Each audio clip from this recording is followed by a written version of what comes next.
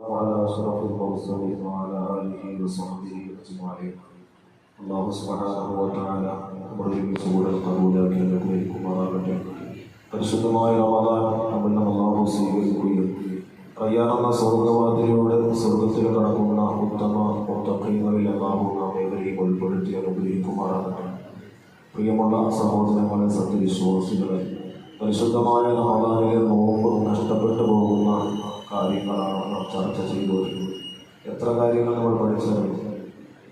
2 കാര്യങ്ങൾ പഠിച്ചു. ഒന്ന്, തടിയുള്ള ഒരു വസ്തു ഉള്ളിലേക്ക് എന്ത് ചെയ്യാം?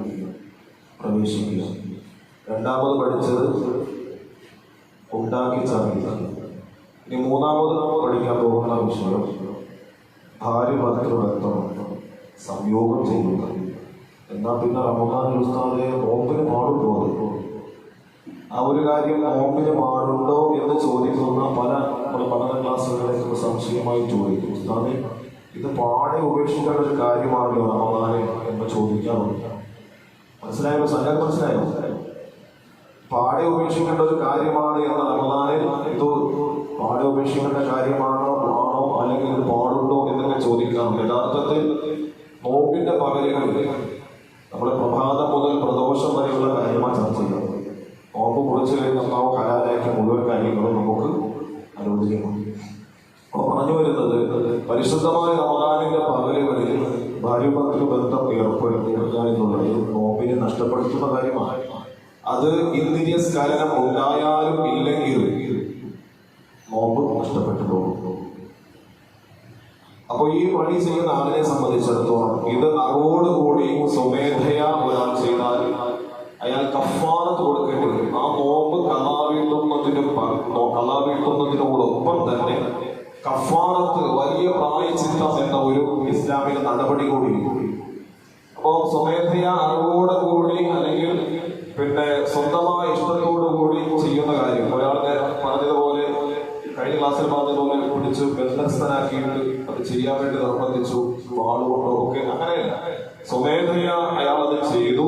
അയാൾക്ക് അത് ചെയ്യാൻ ഹറാമാണ്. നോമ്പിന്റെ പകരം ഇത് ചെയ്യാൻ ഹറാമാണ് അയാൾക്ക് അറിയാമായിരുന്നു. ഈ 2 കാര്യങ്ങൾ ഉണ്ടെങ്കിൽ മാത്രമേ അയാൾക്ക് കഫാറത്ത് നിർബന്ധമാകുള്ളൂ. അറിയാതിരിക്കാൻ ഇപ്പൊ നമ്മുടെ സാഹചര്യത്തിൽ ഒരു വകുപ്പില്ല. അയാൾ അറിയാതിരിക്കണമെങ്കിൽ ഒന്നുകിൽ അയാൾ തൊട്ടുടനെ ഇസ്ലാമിലേക്ക് കടന്നു വന്ന ആളായിരിക്കണം. അപ്പൊ ഇന്നലെ ഒരാൾ ഇസ്ലാമിലേക്ക് കടന്നു വന്നു, ഇന്ന് അയാൾ നോമ്പ് അനുഷ്ഠിച്ചു. പക്ഷെ അയാൾക്ക് ഇസ്ലാമിന്റെ നോമ്പിന്റെ കാര്യങ്ങളൊന്നും അയാൾക്ക് അറിയില്ല. അയാൾ ഒരു പക്ഷേ അറിവില്ലാത്ത സാഹചര്യത്തിൽ അത് ചെയ്തു പോയാൽ അയാൾക്ക് എന്ത് ചെയ്യണം? കഫാറത്ത് നിർബന്ധമില്ല. അതുപോലെ ഏതെങ്കിലും കുഗ്രാമത്തിൽ ഒറ്റയ്ക്ക് താമസിക്കുന്ന ഒരു മനുഷ്യൻ, അയാൾക്ക് ഇസ്ലാമിനെ കുറിച്ച് പഠിക്കാനോ അല്ലെങ്കിൽ അതുമായുള്ള മാർഗങ്ങളോ ഇന്നത്തെ പോലെ യൂട്യൂബോ അല്ലെങ്കിൽ മറ്റ് സോഷ്യൽ മീഡിയ മാർഗം പഠിക്കാനുള്ള മാർഗങ്ങളോ ഉസ്താദുമാരോ ഒന്നും അയാൾക്കില്ല. ഏതോ ഒരു കുഗ്രാമത്തിൽ ജീവിക്കുക. അയാൾക്ക് ഇസ്ലാമിനെ കുറിച്ച് പഠിക്കാൻ ഒരു മാർഗവും ഇല്ലാത്ത സാഹചര്യത്തിൽ അയാൾ ഇത് ചെയ്തു പോയാൽ, അറിവില്ലാതെ ചെയ്തു പോയാൽ അയാൾക്ക് വിടുതിയുണ്ട്. ഈ 2 കാര്യങ്ങൾ ഒഴിച്ച് ബാക്കി ഈ ഒരു കാര്യം ചെയ്തു പോയാൽ നോമ്പിന്റെ പകരം ചെയ്യുന്നത് കൊണ്ട് അയാളുടെ നോമ്പ് നഷ്ടമാകും എന്ന് മാത്രമല്ല, സാധാരണ നോമ്പ് നഷ്ടമാകുന്ന കാരണങ്ങളെക്കാൾ ഗൗരവമുള്ള വിഷയമായതുകൊണ്ട് തന്നെ ഈ വിഷയത്തിന് കഫാറത്ത് നിർബന്ധമാവുകയും ചെയ്യും. കഫാറത്ത് എന്താണെന്ന് അടുത്ത ക്ലാസ്സിൽ ഞാൻ പറഞ്ഞു. കഫാറത്ത് എന്ന് പറഞ്ഞാൽ വലിയ പ്രായശ്ചിത്തം എന്ന അതിന് മലയാളത്തിൽ പറഞ്ഞാൽ അയാള് ചെയ്യണം, ഒരു സ്വതന്ത്രനായ മനുഷ്യനെ മോചിപ്പിക്കുക. ഒരു അടിമയെ സ്വതന്ത്രനാക്കുക. അപ്പൊ നമുക്ക് അടിമ ഉടമ സമ്പ്രദായം ഇല്ലാത്തത് കൊണ്ട് തന്നെ പഴയ കാലങ്ങളിൽ ഒരു അടിമയെ മോചിപ്പിക്കാൻ നമുക്ക് എത്രയോ ഭയങ്കരമായ ക്യാഷ് കൊടുത്ത് ചിലവുള്ളൊരു കാര്യമാണ്. അപ്പൊ അങ്ങനെ ഒരു അടിമയെ സ്വതന്ത്രമാക്കുക എന്നുള്ളതാണ് അതിന്റെ ഒന്നാമത്തെ നടപടി. പക്ഷെ ഇന്ന് നമുക്ക് ആ ഒരു സാഹചര്യം അടിമ ഉടമ സമ്പ്രദായം ഇല്ലാത്തത് കൊണ്ട് തന്നെ രണ്ടാമത്തെ രീതി എന്ന് പറഞ്ഞാൽ അയാള് തുടർച്ചയായിട്ട് 2 മാസക്കാലം നോമ്പ് അനുഷ്ഠിക്കണം. തുടർച്ചയായിട്ട് 2 മാസക്കാലം ആ ഒരു നോമ്പിന് വേണ്ടി ചെയ്യണം. ഒറ്റ നോമ്പ് നഷ്ടപ്പെടുത്തിയുള്ളൂ. പക്ഷെ അയാൾ ചെയ്യേണ്ടത് 2 മാസം തുടർച്ചയായിട്ട് നോമ്പ്. 59 ദിവസം അയാൾ നോമ്പ് അനുഷ്ഠിച്ചു. 60ാമത്തെ ദിവസം നോമ്പ് അനുഷ്ഠിക്കാൻ കഴിഞ്ഞില്ല. വീണ്ടും പിടിക്കണം. വീണ്ടും പിടിക്കണം. ആദ്യം മുതൽ വീണ്ടും 58ആയപ്പോൾ വീണ്ടും പോയി. വീണ്ടും തുടർച്ചയായിട്ട് 2 മാസക്കാലം പിടിക്കണം.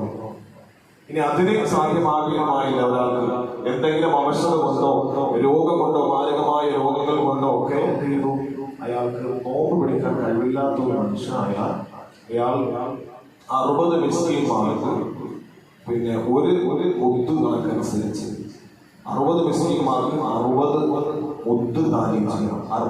മുത്തിന്റെ കണക്ക് ഇസ്ലാമിൽ അവ മാത്രമാണ് മുത്ത് എന്ന് പറയുന്നത്. ഒരു മുത്ത് നമ്മുടെ സാധാരണ നാട്ടിലെ കണക്കനുസരിച്ച് ഏകദേശം 700 ഗ്രാം വരെയാണ്. നമ്മുടെ മുത്ത് മാത്രം വാങ്ങാൻ കിട്ടും. പിന്നെ ഇസ്ലാമിക മുസ്ലിമിന്റെ മുത്ത് മാത്രം കിട്ടും. അപ്പോ 700 ഗ്രാം ഉദ്ദേശം 700 ഗ്രാം ധാന്യം വെച്ച് 60 മിസ്കീന്മാർ അയാള്, അതും ഇസ്ലാമിൽ സക്കാത്ത് കൊടുക്കാൻ വേണ്ടി പിന്നെ കൽപ്പിക്കപ്പെട്ട 8 കൂട്ടരും ആ കൂട്ടർക്ക് മാത്രമേ കൊടുക്കാൻ പാടുള്ളൂ. ഇതാണ് ഇസ്ലാമിലെ നോമ്പ് 10 ബന്ധം കൊണ്ട് നഷ്ടപ്പെടുത്തിയ അവന്റെ കഫാറത്ത് എന്ന് പറയുന്നത്. പക്ഷേ കഫാറത്തുമായി കൂടുതൽ കാര്യങ്ങൾ അടുത്ത ക്ലാസ്സിൽ നമുക്ക് ചർച്ച ചെയ്യാം. കൂടുതൽ പഠിക്കാനും സൂക്ഷ്മതയോടുകൂടി നമ്മുടെ നോമ്പുകൾ രക്ഷിക്കുവാനും തൗഫീഖ് നൽകി അനുഗ്രഹിക്കുമാറാകട്ടെ. സല്ലല്ലാഹു അലാ മുഹമ്മദ് സല്ലല്ലാഹു അലൈഹി വസല്ലം സല്ലല്ലാഹു അലാ മുഹമ്മദ് സല്ലല്ലാഹു അലൈഹി വസല്ലം. اللهم صل على محمد وعلى آله وصحبه.